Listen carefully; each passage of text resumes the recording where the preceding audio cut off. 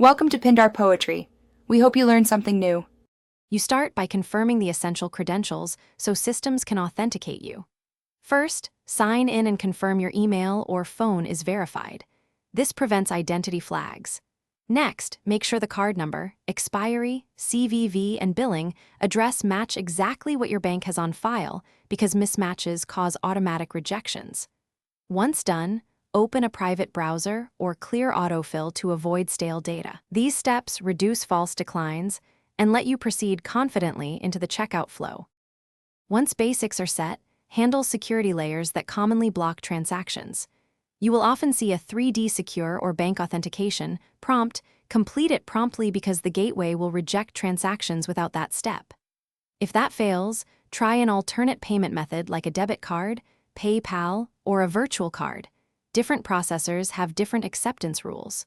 Also, make sure you're on a trusted private network. Banks and merchants often block VPNs or public Wi-Fi to prevent fraud, so switching networks can clear them. To finish, retry the purchase strategically and confirm success.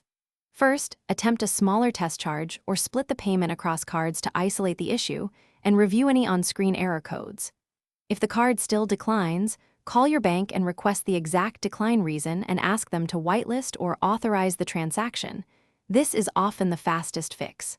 If problems persist, contact the merchant's support, share the error screenshot, and request manual order completion or alternate routing so you can get the purchase processed.